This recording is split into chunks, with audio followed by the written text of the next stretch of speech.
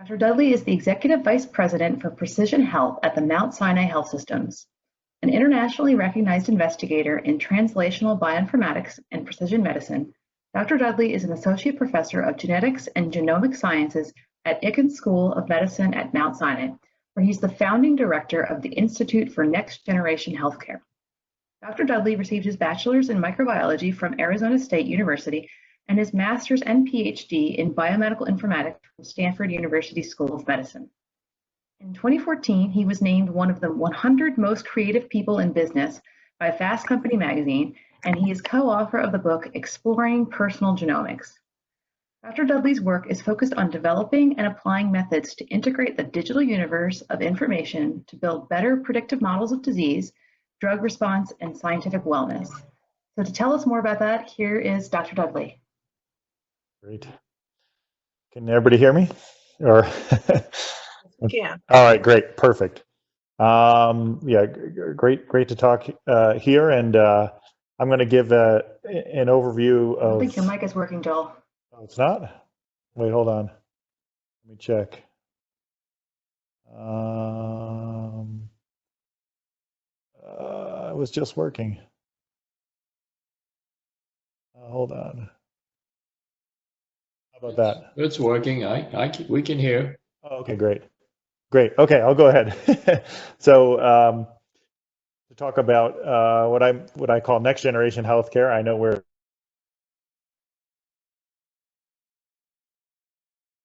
I think precision medicine is sort of uninteresting now because I think there's this new wave of what I'll call next generation healthcare, which I'll detail in my presentation here. I'm also the co-founder of, for disclosure, Longevity Health, which is a company that's working in this field.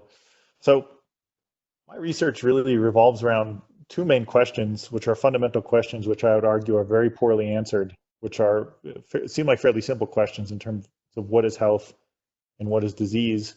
And I think many are aware that our current view of disease, even today in 2020, is really rooted around the concept of symptoms and anatomy, right? We have an anatomical structure or anatomical process in the body, and we have some sort of idea of what the normal operating parameters are of that anatomical function or process. And when it operates outside those normal parameters, we define a disease. And we have this, even in our health system today, that the health systems are largely organized around this sort of symptoms and anatomy view of disease in terms of how we treat it. But we know that from molecular studies that for various omics that's not really the reality in terms of what's under the hood of a human being. Humans are complex adaptive systems, multi-scale systems with interconnected parts. I argue that every disease is a systemic disease because you cannot artificially disconnect one organ system from the other.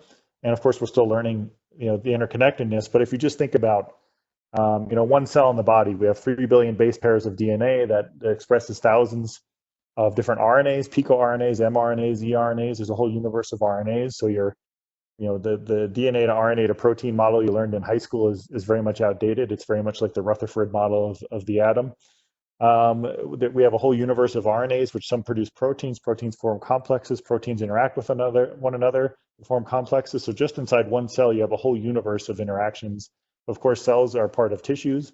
There's cell-cell communication interaction. Cells form organs. There's organ-organ communication. And of course, this dynamic multi-scale systems interacting with the environment from all sides. So how can we study a disease or try to understand a disease from just an isolated view of its anatomy? Humans are complex adaptive systems. Complex adaptive systems are really well-defined sort of phenomenon in mathematics and physics. And they have characteristics such as complex adaptive systems evolve over time. There's interactions. The whole is greater than the sum of the parts. And the key feature of a complex adaptive system is you cannot understand the whole system by simply looking at its individual parts. Yet that's what we attempt to do continually in biomedical research. And who said this quote, by the way? It was an investment banker from Harvard Business Review. So for as much grief as we might give the bankers, some of them at least have a pretty good understanding of complex adaptive systems. And being a patient myself helped me think about disease in a different way. So this is a picture for myself a couple of years ago going to Greenwich Hospital. I have Crohn's disease. Many of you know is an immune disorder of the small intestine largely.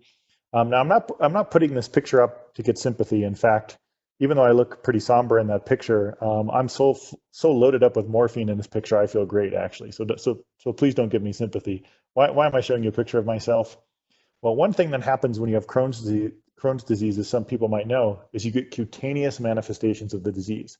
So what's very common in patients with Crohn's disease is they'll get things like erythema nodosum or acneiform papules. And in fact, right before I have a flare-up of my disease in my intestines, I'll get a big rash, breakout of a rash on my chest, which is like a sentinel of the flare-up I'm about to have in my gut. So when I talk to my GI doctor, who's a key opinion leader, world expert in Crohn's disease. In fact, Dr. Crohn was a Mount Sinai physician. I said, what do you think about this? My skin seems to be reacting to my gut, and in fact, your gut is kind of your inside skin if you think about it. I know it's gross to think about it that way. And I talked to my GI doc, and he says, "Oh, we know about this. We see it all the time." I said, "Well, what do you do?" And he says, "Well, we send people to the dermatologist." So, okay. So I go to the dermatologist and I say, isn't this interesting? My skin seems to be reacting to my gut, and there's a connection between my skin and my gut. What do you think about this? And the dermatologist says, I think you should put steroids on it and make it go away and go back to your gastrointestinal doctor, right? So as a patient, I personally experienced this silly ping-ponging back and forth between two aspects of medicine, which had zero interest in talking to one another and learning why my skin was reacting to my gut. Of course, now we know from studies that have been published that there's a lot of overlaps between the biology of things like psoriasis and eczema and Crohn's disease. So one attempt to map this out can be traced back to a paper, at least, and other people have published similar papers, but I published a paper many years ago when I was a grad student, taking all of the molecular data that was being published, gene expression data, genome sequencing studies on different diseases. We wanted to ask the question, does the molecular taxonomy of disease look anything like the symptoms and anatomy-based taxonomy of disease that we still have today? And what you're seeing here in this picture, now this is an older study, but what you're seeing here in this picture is that at the molecular level, the genome-wide level, if you look at the genes that are mutated or differentially expressed in these diseases, a line between these two diseases says that they have more in common at the molecular level, at least at the genomic level, than you'd expect by random chance if you look at people with the disease or without the disease. And you find all kinds of strange things like Alzheimer's disease looks like a skin disease, actinic keratosis, for example. And we continue to find these interesting connections between, for example, skin disease and neurological diseases, which might not surprise a developmental biologist because, in fact, your brain and skin are together at one point in embryonic development in a structure called the neuroectoderm. So is it possible that the molecular echoes of that shared developmental history are still present in the differentiated tissues, and what does that tell us about how diseases are connected? So you can do lots of interesting things when you start to discover unexpected connections between diseases. I don't have time to talk about it today, but I have used these unexpected connections to reposition drugs. So find drugs that are used for one disease and repurpose them for another disease, and we've done that very successfully. But you can take this idea of learning about disease from a data-driven perspective, a bottom-up perspective, if you will, from all the way up to the patient level. So what you're looking at in this figure is a paper I published several years ago where we didn't take just gross disease labels. We actually took electronic health record data from a large hospital population, and each node in this graph is a patient, and it's not just a disease. And what we did is we took all of the electronic health record data we have that was an objective measurement. So think of height, weight, CBCs, metabolic panel, lab tests, and irrespective of whatever diagnosis the patient had, we said, let's just represent each patient by all the quantitative or objective data we have in the electronic health record. And then we took a patient and took all the quantitative data, and then we compared them to all other patients. We said, this patient kind of looks like this patient and this patient, again, ignoring whatever diagnosis codes they were given because we consider that to be sort of subjective. Now the X and Y doesn't mean anything on this plot. The only thing that's important is sort of the shape of the plot. I have no idea why it looks like South America or a fish. That's irrelevant. But remember, each dot is a patient or group of patients who are similar to one another. And what you can see is the patient population breaks into these two clusters. And then we highlighted these patients after the fact, after they're organized by their data, and said, where are all the patients with type 2 diabetes? Why do we look at type 2 diabetes? It's because we happen to have a lot of patients with type 2 diabetes. And what's interesting is what you can see is there's all these different subclusters of type 2 diabetic patients. Of course, a disease we think of as a single disease that sort of concentrate in different areas. And red would mean that they're concentrated in these regions more than you'd expect by random statistical chance. And the idea behind something like this is, if you're a new patient, say at Mount Sinai, where is your little Google Maps dot blinking? And does it matter if you're, on the blue spot or the red spot, et cetera? That little region with the fish is actually, I call that cardiometabolic island. That's actually some of the sickest patients. But one of the critical ways to think about this is by zooming in on, again, here on type 2 diabetic patients. What you're seeing here is we just now focused on type 2 diabetic patients and ran the same algorithm. And what you find is, of course, we think of type 2 diabetes as a single disease, but what emerged from the data was these three very distinct subgroups of type 2 diabetic patients. And so you could cluster data all day long and patients could fall into these clusters and you get these cool graphs, but who cares if it doesn't mean anything clinically, right? That's the important question. What we're able to show in this paper was if a type 2 diabetic was in this top group, let's call that group 1, they had increased risk of stroke and heart attack above and beyond the typical type 2 diabetic. So all the type 2 diabetics have increased risk of stroke and heart attack, but if you were in this subgroup, you were at increased risk above and beyond the typical type 2 diabetic. All type 2 diabetics have increased risk of cancer, but if you were in this subgroup, let's call it 2 down there, you had increased risk of cancer above and beyond the typical type 2 diabetic. And if you're in this group, for whatever reason, I still don't understand, you had risk of allergy infection. Now, I would call this mildly interesting because it was retrospective analysis and it could be explained by things we didn't capture in the electronic health records. But we also had genetics on all these patients. And after we let the phenotypic data or the clinical data cluster the patients, we then looked at the genetic differences. The genetics were not used to cluster the patients. And what we found was that the genetic markers unique to each cluster actually connected very nicely with the clinical differences we saw. So for example, in this top group, the stroke and heart attack group, if you looked at the genetic markers that were unique to patients in that group, they were clustered in pathways like vascular endothelial signaling pathways, et cetera. So, and then the fact that the genetics were not connected, were not used to cluster the patients, suggests that there's a real biological basis of distinguishing these patients. And we just simply didn't know these subgroups existed because we'd never looked at our patients in this data-driven way. Now, one limitation of this study was that it's, of course, a cross-section in time, and diabetes is a disease that evolves over long periods of time. And we actually have a new paper coming out where we actually did something like this clustering, but in 3 dimensions or across the time dimension, where you can sort of see how patients move in and out of these clusters and what drugs or other factors would push them in and out of certain clusters. So, and one way we do that is by using advanced machine learning techniques. So you might be familiar now with a concept called deep learning, which has been in the news a lot, which is sort of symbolic of the next generation of artificial intelligence that's being used for self-driving cars, et cetera. And a lot of people have heard about deep learning, but I think a lot of people are afraid to admit they don't know what it actually is. So I'm going to take a second here to explain it to you. So when deep learning really came on the scene, there were news stories like this, which you saw in BBC News, for example, which is Google computer works out how to spot cats in videos. Of course, my mom emails me and says, what the heck is going on here? Why do I care about cat videos? And why is Google spending all their money and time and computers finding cats in videos? Let me tell you why this was an interesting or notable advance. So let's say you wanted to take the previous generation of machine learning tools to develop an algorithm to find cats in videos. What would you have to do? Well, you'd have to get millions of cat videos, and you'd have to get human experts, human curators to watch every video frame by frame, and then the humans would have to determine what are the important features of a cat, the eyes, the ears, the paws, etc. And they would have to watch those videos frame by frame, and they would have to hand annotate or circle and note each feature, right, and label the videos with the positive examples of cats that could be then fed into an algorithm to train the algorithm to identify cats. But that's not what the Google folks had to do at all with a deep learning algorithm. All they had to do was simply say, here's millions of videos with cats, here's millions of videos without cats, and hey, algorithm, you figure out what a cat looks like.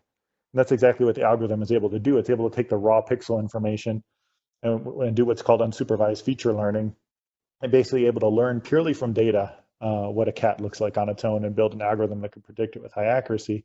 And if you're interested in deep learning applications in medicine where it's being applied to medical imaging and other applications, there's a nice book by Eric Topol that's sort of a popular science book that's very approachable called Deep Medicine, which is available for purchase now.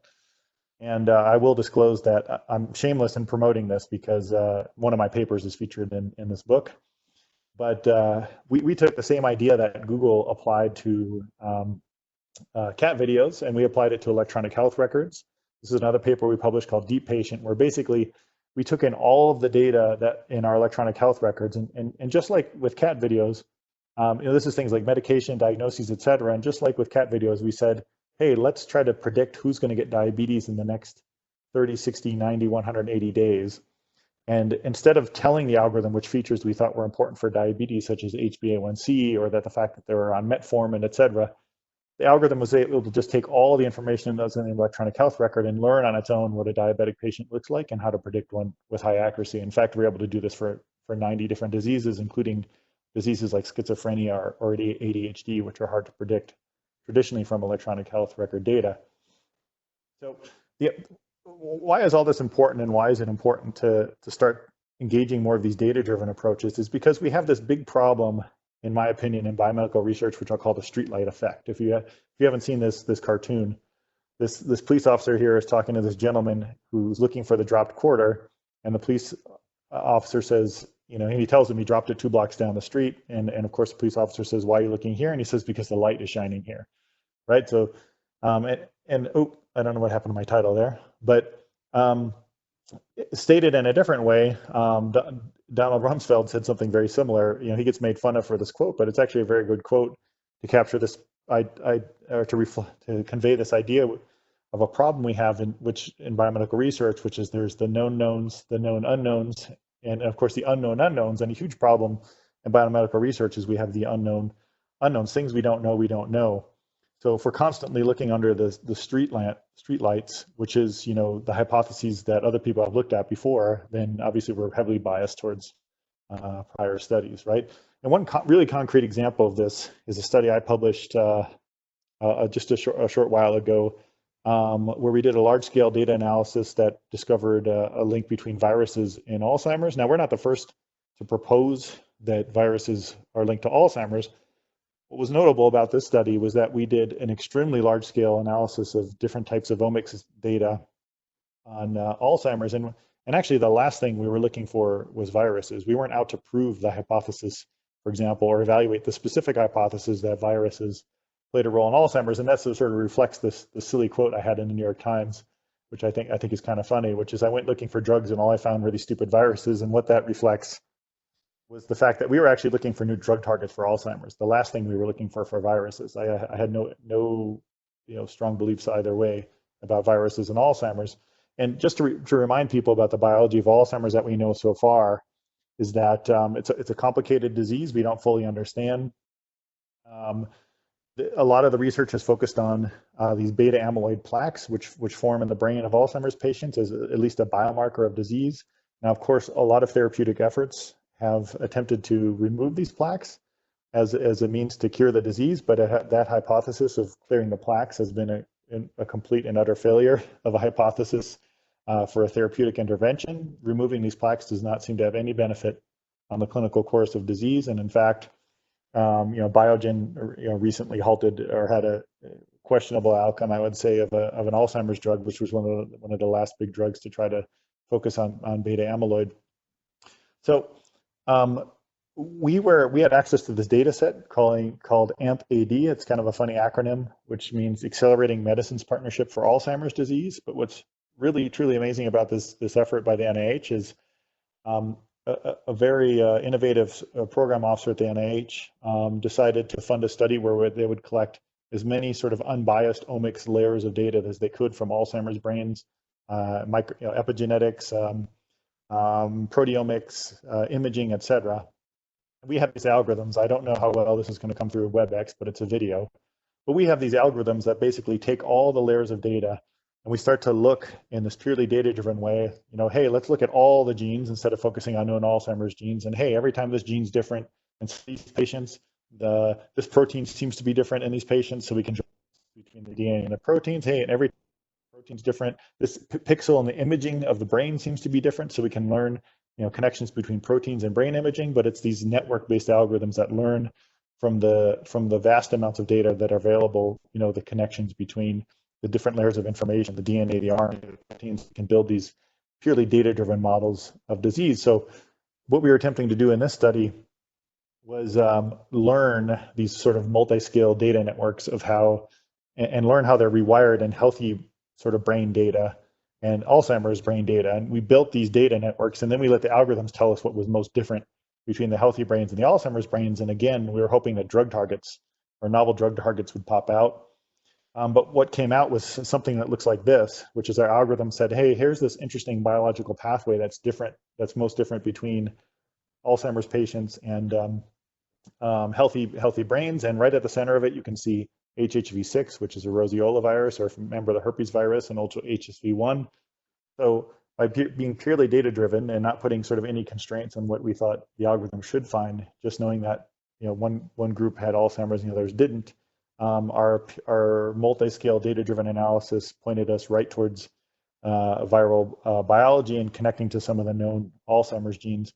And we actually validated some of this novel biology in Alzheimer's animal studies, and we have a bunch of follow-up studies that further support and replicate these connections between viral biology and Alzheimer's. And I could go into deep discussions about what I think is really happening here, but other studies have shown, in fact, one study published yesterday, that a lot of the action, if you will, around Alzheimer's pathology is more likely in, at least to a large degree, in dysfunction of brain immunity, particularly around glial cells and microglia, and showing us that we really have a lot to learn about how both the central immune system and the peripheral immune system play a role in Alzheimer's disease.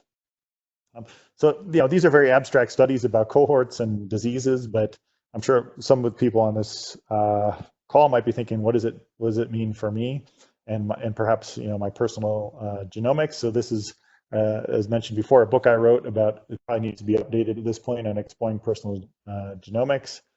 One key point I'd like to make in this, as I like to make in all talks, is the fact of how DNA on its own is very uninformative in terms of predicting your personal health outcome, right? And the best way to think about DNA is that it's really sheet music, right?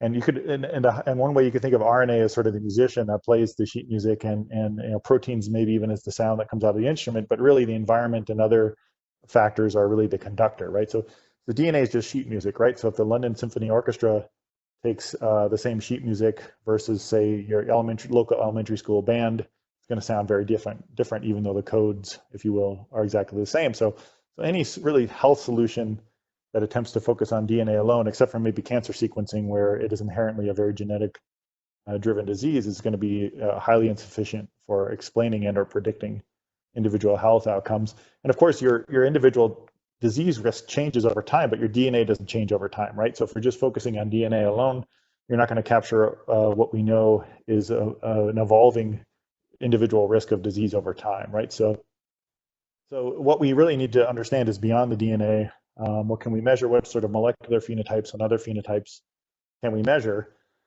And the phenotype is really what the type of data we lack, right? So we have the genotype, which we can measure easily now because next-gen sequencing is a commodity, but we need to be able to measure the phenotype, right? How is the expression of your genes changing over the time? So one way that we can capture phenotypes is the electronic health records, like I showed before. But electronic health records are great because they're better than nothing, basically. So before you get too excited about electronic health records, I want you to understand what a typical electronic health record data set looks like. You imagine any large medical system that has electronic health records, if patients are in the rows of a spreadsheet and the EHR data fields are the columns, like lab test results, et cetera, and we have, you stack those spreadsheets by time for every day, let's say, of data that we have. I always ask people, if I was in front of you, how full or empty do you think this data cube is at any major health system? And since we can't be interactive here, I'll tell you that this data cube, if you will, if you envision it in this way, is 99% empty. And why is that? Because we don't measure everything we can on every patient. We're lucky if we see patients once a year, especially if you're in a tertiary care setting. So even though this electronic health record data is valuable, it's super sparse, super biased towards billing patterns and things like that, but it's really the best we've got so far. So what we really need to be able to do is obviously collect long dynamic data to better understand health and disease. And there, of course, there are a number of efforts and researchers focused on this. But I want to give you a reason why we need to collect individual longitudinal data, which, by the way, we rarely look at patients in a longitudinal way in the course of clinical care. Clinical care is highly episodic. But here's just one example of a study where they took a particular endpoint that's used in depression studies or anhedonia studies, and they measured that same endpoint serially over time instead of just looking at the beginning of the study and the end of the study. And the punchline of this paper was that the within individual variance of that clinical endpoint was wider than the between individual variance, right? So if you think about that, so if the within individual variance is wider than the between individual variance, then what the heck are you actually measuring if you just do a simple case control type study where you look at the beginning and the end of the study? The answer is you're measuring complete noise, right? So this is why we need better longitudinal representations or measurements of these interesting clinical endpoints. Of course, one way we can do that is with wearable devices. A lot of people have been interested, for example, in the Oura Ring, and there's even study, Eric Topol has a large study that he just kicked off called the DETECT study, where they're trying to pick up ECG signals and temperature signals, even predicting outcomes in COVID patients. These are fairly ubiquitous. And we have been early in this trend. My group has really done a lot of digital health studies, including we developed one of the first research kit apps called Mount Sinai Health. But one of our key findings from all the digital health studies that we published is that the compliance is terrible, right? So the compliance in healthcare in general is one of the biggest problems we have. People don't do what they should do. And it's no surprise that even in digital health studies, that compliance is a huge problem. So anything that requires patients to actively engage and collect information is going to have a compliance issue. So we really need to focus now in the next wave on better passive monitoring techniques. I'm also very interested personally in how we focus our efforts on increasing the health span rather than focusing on disease. I think this graph is a striking graph where you have on the y-axis percentage of the population, and this is data from the US, and then broken down on the x-axis of number of people who have the number of chronic conditions by age. So you see 1, 2, 3, 4, 5, 6, 7 chronic conditions by age. And what's interesting is that we have about $1.36 trillion of pharma R&D and 30 some odd billion dollars of NIH funding focused just on that upper right-hand corner, right? Where I think we spend about $4 or $5 per citizen figuring out how to make that blue space bigger, which is, when you, for myself, when you look at it this way, is pretty shocking, right? Spend almost no data on understanding the health span. So, I also want to level set individuals on where we are in terms of how we leverage AI and big data to solve some of these problems. So I think the current stage of biomedical data, or biomedical big data and AI is represented by this figure, which is we're kind of right now in the phase of building mechanical horses to pull a carriage. And let me tell you what I mean by that. So I think we can all agree, and my slide is clearly outdated here, but I got to change that to 2020. It wouldn't make a difference.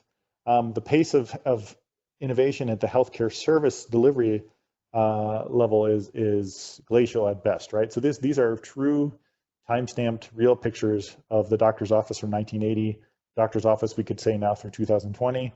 The reason I chose 1980 arbitrarily is because I was 4 years old in 1980, and that's the first time I remember going to the doctor. So but I'm sure you could have chosen a picture from 1970, would have been the same thing, right? It's pretty striking. And in fact, the NHS, National Health Service in the UK, actually had to pass a law.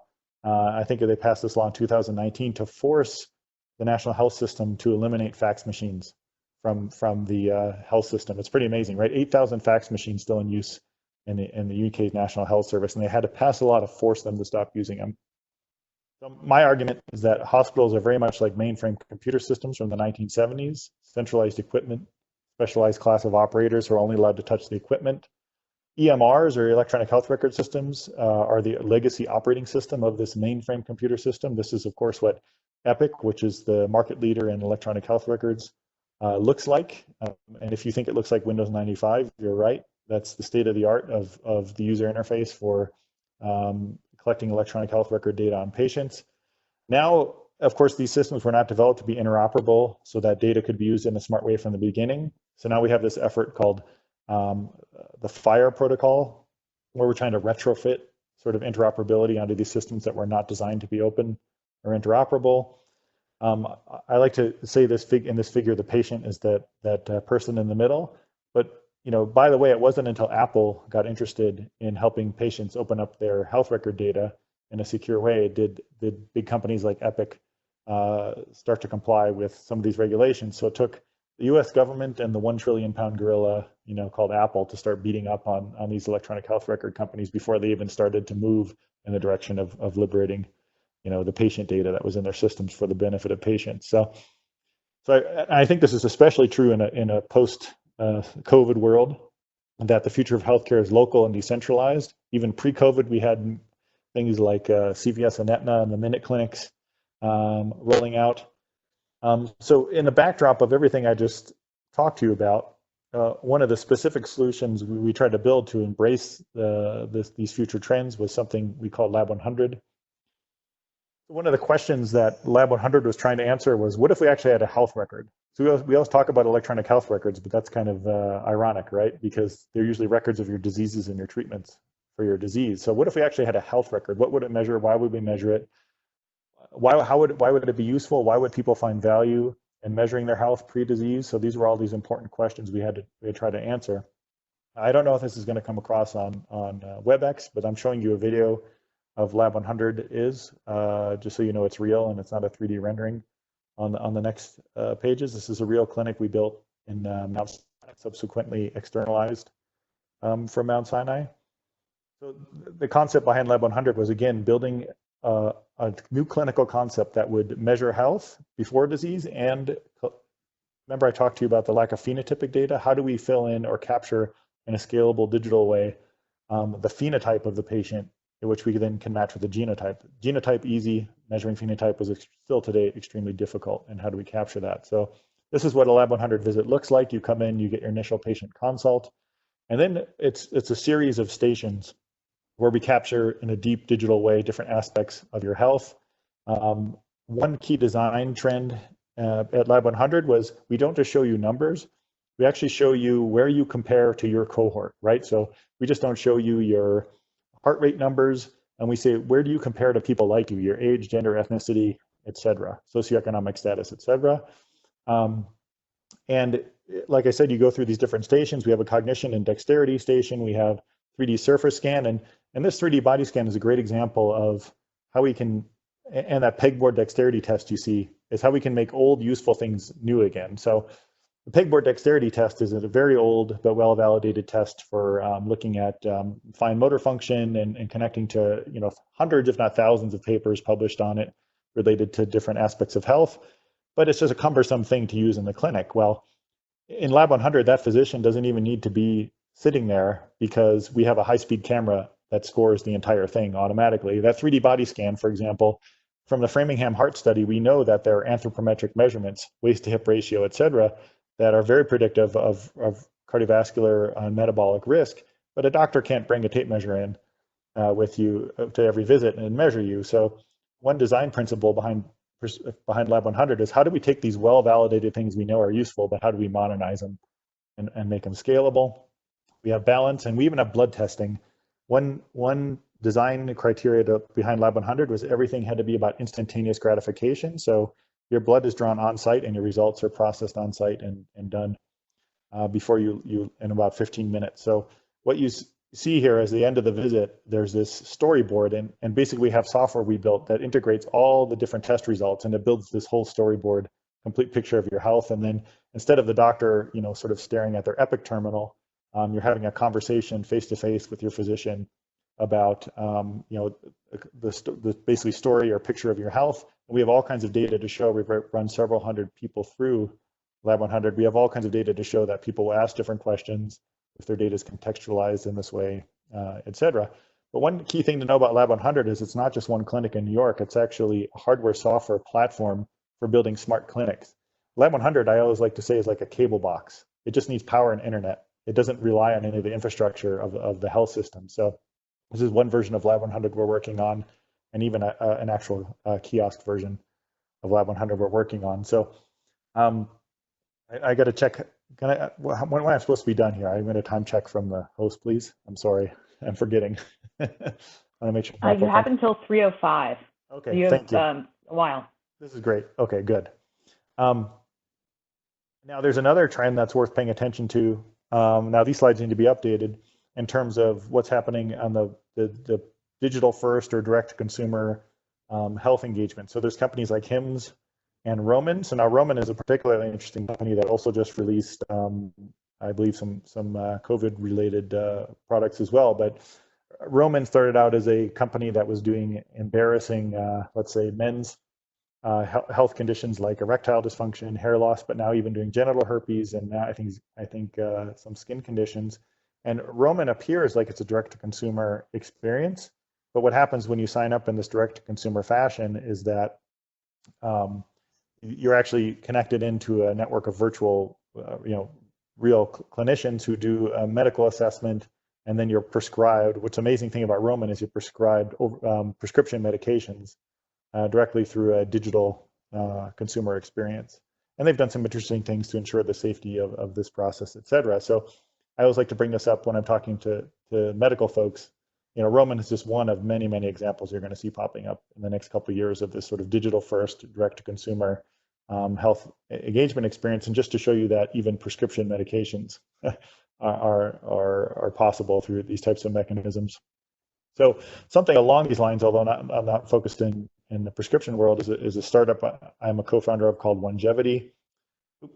The idea behind Longevity was we knew there were companies like 23andMe and the now defunct uBiome, or companies that were doing direct-to-consumer testing. But the thing these companies lacked, in my opinion, of course, was actionability. And we sort of see this in the slowing down of their data, of their growth and their customer base. I always like to call those companies sort of recreational health information products, right? Because they offer you a test, but they don't offer you a solution, right? So what we wanted to build with Longevity is something more like Stitch Fix for consumer health. If you're familiar with the clothing company Stitch Fix, it's a system that sort of learns from data what clothes you might like and delivers actually the clothes to you and constantly learns your style. So Longevity is a company set up to tie multi-omics testing directly to actionable insights and to deliver personalized products that are actually addressing specific health concerns. So one of the first products we have is a metagenome microbiome test, but which is only doing microbiome now. But we also have this device that you see, which was approved by the FDA from a company called Drawbridge Health. This is on our website, that does pain-free blood draws. So we're going to start connecting what's happening in your gut with what's happening in your blood. And we have a whole series of products coming out targeting specific problems. The next product coming out is in women's health, targeting PCOS, and then also sports performance. So we don't believe wellness is a problem that people wake up trying to solve. People have specific problems that we want to tie, diagnostics and products to. But I want to do a quick detour on the human microbiome, because I think everybody loves talking about the human microbiome, which is one of the things we measure in our gut biotest. So gut bacteria, of course, and maybe other people have talked about this already, affect the body in very interesting ways. Of course, you might think it might be useful in things like Crohn's disease or ulcerative colitis or colon cancer, which are digestive diseases. But now we've associated the microbiome with neurological diseases and a host of other diseases, various mechanisms by which the microbiome could be affecting these other diseases. I always like to say your microbiome is like the pharmacy in your gut. When you eat food, the microbiome is consuming things like fibers and other types of carbohydrates and producing things like short-chain fatty acids and a host of other molecules. Your microbiome is also responsible for training your immune system. There's a lot of interactions between your adaptive immune system and your microbiome, for example, your T regulatory cells or your effector, T cells and things like that. So there's a number of mechanisms, including, of course, even the connection to the vagus nerve, and many companies spinning up therapeutically around how to target that. And in many ways, the microbiome, or in many situations, can be more interesting than your genome. There's a couple of famous studies, such as the one that I'm highlighting here, published in Science, where they actually did a fecal transplant from an obese twin and a lean twin.